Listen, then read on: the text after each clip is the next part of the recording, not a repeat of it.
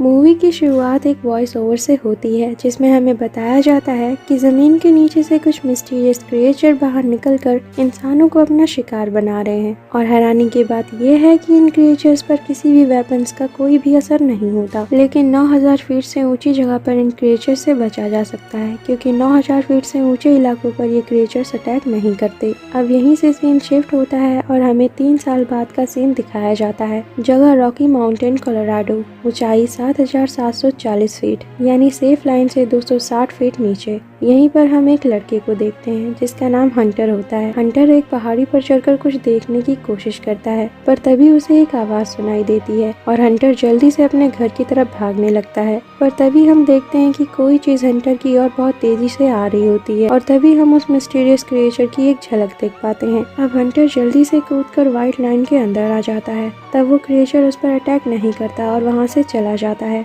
ये white line ये show करती है कि आप 8000 फीट से ऊपर। अब हम 8460 फीट की ऊंचाई पर बसे लोस्ट गल्च रिफ्यूज एरिया को देखते हैं जिसकी पॉपुलेशन मात्र 193 है। यहाँ पर हम हंटर और उसके डैड विल को देखते हैं। यहाँ विल हंटर को उसकी गलती के लिए समझाता है और उससे कहता है कि उसे 8000 फीट की लाइफ लाइन को क्रॉस नहीं करना चाहिए। तब हंटर उससे कहता है कि वो बस ये जानना चाहता था कि कोई और इंसान आसपास है या नहीं। तब विल उसे समझाता है कि उसकी तबीयत ठीक नहीं है क्योंकि हंटर के लंग्स में प्रॉब्लम है, इसलिए उसे सांस लेने में दिक्कत होती है, इसलिए उसे हर रात ऑक्सीजन पर रखा जाता है और बाहर जाना उसके लिए सेफ नहीं है और वो अपनी वाइफ की तरह अपने बेटे को खोना नहीं चाहता। अब नेक्स्ट सीन में हम विल और केटी को देखते हैं। केटी विल की वाइफ तारा की बेस्ट फ्रेंड है। विल केटी को हंटर के बारे में बताता है कि आज हंटर व्हाइट लाइन को क्रॉस करके नीचे गया था। तब केटी विल से कहती है कि हंटर इस एरिया में एक लौता बच्चा है, इसलिए वो यहाँ बहुत अकेला फील करता है। इसके बाद हम नीना नाम की एक औरत को देखते हैं जो एक शील्ड पर बुलेट से बार बार फायर कर रही थी, पर उस शील्ड को कोई नुकसान नहीं होता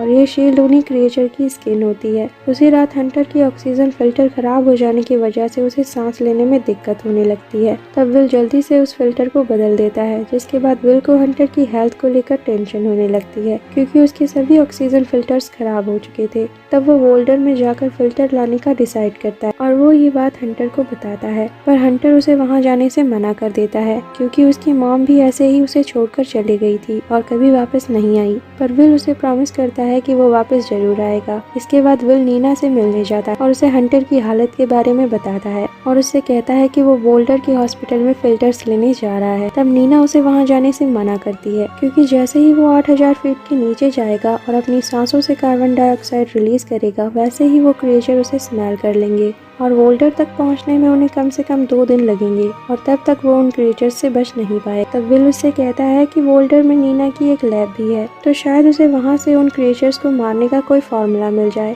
क्योंकि नीना एक रिसर्चर है और वो काफी टाइम से उन क्रिएचर्स पर रिसर्च कर रही है। पर नीना विल की बातों से एग्री नहीं करती। नेक्स्ट डे विल अपने सफर पर जाने लगता है। तब केटी भी उसके साथ जाने को कहती है। तब विल उसे मना करता है पर केटी नहीं मानती। अब रास्ते में इन्हें नीना भी मिलती है जो इन लोगों के साथ जाने के लिए मान जाती है। इसके बाद ये तीनों अपने सफर पर निकल जाते हैं। रास्ते में नीना इन्हें अपने ट्रैकर के बारे में बताती है जो उन क्रिएचर्स को ट्रैक कर सकता है और नीना उन्हें बताती है कि इन क्रिएचर्स को रीपर कहा जाता है। अब ये तीनों 8000 फीट से नीचे जाते हैं जहाँ इन्हें एक जगह घोड़ों का पूरा ग्रुप दिखाई देता है, जिसे देखकर ये समझ जाते हैं कि वो रीपर्स बस इंसानों को ही मारते हैं। जिसके बाद ये इसकी एरिया में पहुँच जाते हैं जिसकी ऊंचाई 7610 फीट है। यहाँ विल कहता है कि ऊंची वाली चोटी 8000 फीट से ऊपर है और ये इसकी के थ्रू वहाँ पर आसानी से जा सकते हैं। पर तभी नीना का ट्रैकर इन्हें सिग्नल देता है कि एक रीपर तेजी से इनकी तरफ आ रहा है। तभी जल्दी से लाइफ लाइन की तरफ भागने लगते हैं। केटी उस रीपर पर फायर करती है पर उस रीपर पर इसका कोई असर नहीं होता।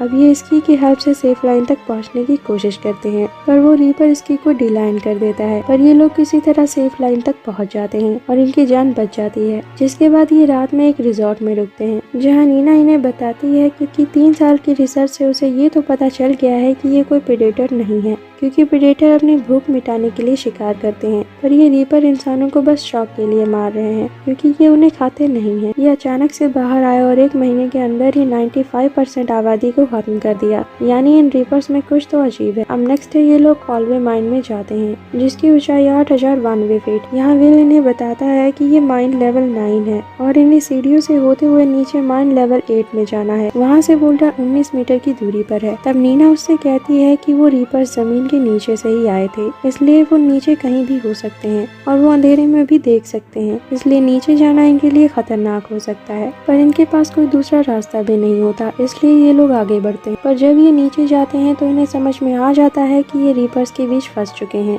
तब ये उन रीपर्स से बचकर वहाँ से भागते हैं और माइन के एक होल में घुसकर अपनी सांसों को रोक लेते हैं। पर वो रीपर अपनी टेल में लगे सेंसर से इन्हें सेंस करने की कोशिश करता है। तभी केटी को दूसरी तरफ से लाइट आती दिखती है, तो ये फ्लेयर्स की हेल्प से उस रीपर से बचकर वहाँ से दूसरी ओर जाते हैं। पर दूसरी तरफ खड़ा रीपर केटी पर अटैक कर देता है और उसे अपने साथ खींचकर ले जाता है। पर नीना और बिल जल्दी से माइन से बाहर निकल जाता है। अब इन्हें केटी की मौत का बहुत दुख होता है, जिसके बाद ये एक घर में रुकते हैं, जहाँ नीना बिल को बताती है कि लैब में पैराक्लोराइड नाम का एक केमिकल है जो मैग्नीशियम ऑक्साइड का क्यूबिक वर्जन है और वो उसे चाहिए क्योंकि उसे लगता है कि वो रीपर्स इलेक्ट्रिकली चार्ज होते हैं। पर अगर बुलेट्स में पैराक्लोराइड कोटिंग करके उससे रीपर्स को शूट किया जाए तो वो उन्हें मार सकते हैं। पर बिल नीना की इस बात पर एग्री नहीं करता। अब नेक्स्ट डे ये दोनों वोल्डर हॉस्पिटल में पहुंच जाते हैं, जहाँ बिल को वो फिल्टर्स मिल जाते हैं। पर तभी एक रीपर इन पर अटैक कर देता है, पर ये लोग किसी तरह खुद को उस रीपर से बचा लेते हैं। इसके बाद ये नीना की लैब में जाते हैं, जहाँ नीना मैग्नीशियम ऑक्साइड की कोटिंग को तैयार करने लगती, जिसके बाद वो उसे बुलेट पर लगाकर रीपर की शील्ड पर फायर करती है। पर इससे भी रीपर की स्किन को कुछ नहीं होता,